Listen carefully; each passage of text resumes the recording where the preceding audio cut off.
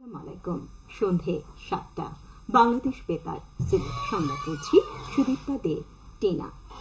ষষ্ঠ উপজেলা পরিষদ নির্বাচনের দ্বিতীয় ধাপের ভোটগ্রহণ অনুষ্ঠিত হবে ২১শে মে মঙ্গলবার। এদিন সিলেটের ১১টি উপজেলায় ভোটগ্রহণ অনুষ্ঠিত হবে।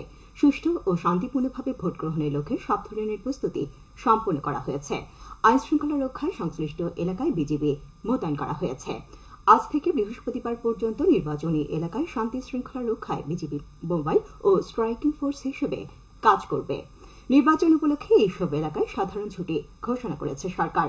উপজেলাগুলো হচ্ছে সুনামগঞ্জ জেলার ধর্মপাশা, তাহিরপুর, বিশম্বরপুর ও জামালগঞ্জ, সিলেট জেলার কোম্পানীগঞ্জ, জৈন্তাপুর ও গোয়াইনঘাট, মৌলভীবাজার জেলার সদর ও রাজনগর, হবিগঞ্জ জেলার বাহুবল ও নবীগঞ্জ। বিশ্ব মেট্রোলজি দিবস আগামীকাল। ওজন ও পরিমাপ বিষয়ে সচেতনতা তৈরিতে প্রতি বছর বিশ্বব্যাপী দিবসটি পালন করা হয়। এ উপলক্ষে জাতীয় মান সংস্থা Bangladesh standards and testing institution বিভিন্ন কর্মসূচি গ্রহণ করেছে। কর্মসূচির মধ্যে রয়েছে আলোচনা সভা এবং প্রচারণামূলক কার্যক্রম। বাংলাদেশ বেতার ও বাংলাদেশ টেলিভিশন সহ বেসরকারি রেডিও ও টিভি চ্যানেল প্রচার করবে বিশেষ অনুষ্ঠানমালা।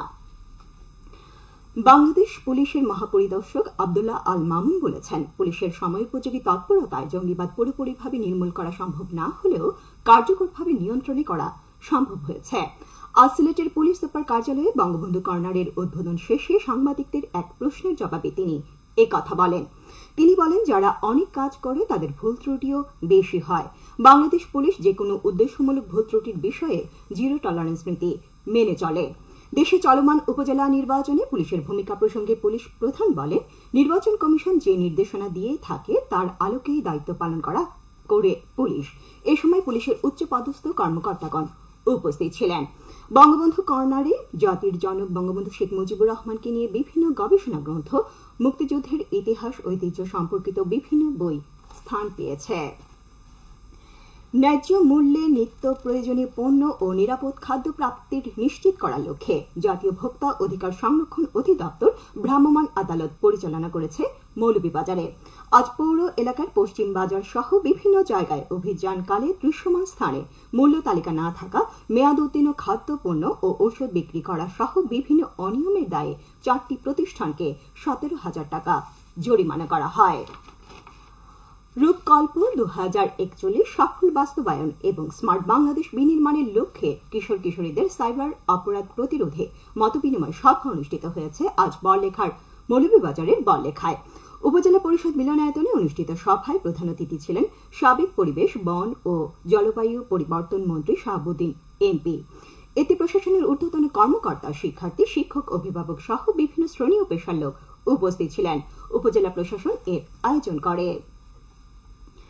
সিলেটের গোলাপগঞ্জ উপজেলায় শিলাবৃষ্টিতে ক্ষতিগ্রস্ত 20টি হতদরিদ্র পরিবারের মধ্যে ঢেউটিন বিতরণ করা হয়েছে।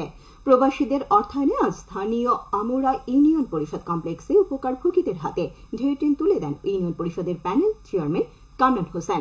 এ সময় ইউপি সদস্য ও এলাকার গণ্যমান্য ব্যক্তিবর্গ উপস্থিত ছিলেন।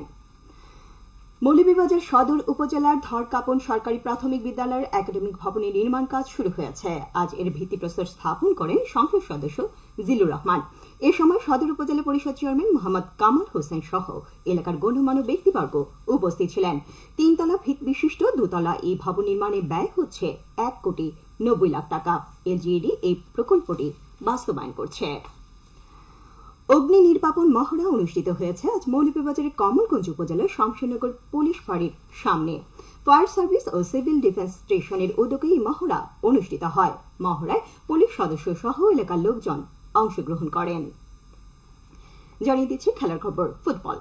সুনামগঞ্জের ধর্মপাশা উপজেলার কল্যাণকান্দি সমাজ কল্যাণ সংঘের আয়োজনে মুক্তিযোদ্ধা প্রণব স্মৃতি ফুটবল টুর্নামেন্টে দ্বিতীয় সেমিফাইনালে বালিকান্দি স্পোর্টিং ক্লাব জয়লাভ করে ফাইনালে উন্নীত হয়েছে। আজ তারা 1-0 গোলে মাটিয়া জুড়া ক্রীড়া চক্রকে পরাজিত করে।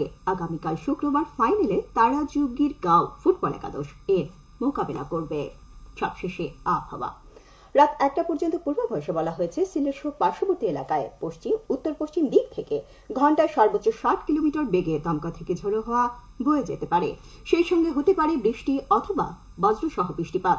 এসব এলাকার নদী বন্দরসমূহকে 1 নম্বর সতর্কতা সংকেত দেখিয়ে যেতে বলা হয়েছে।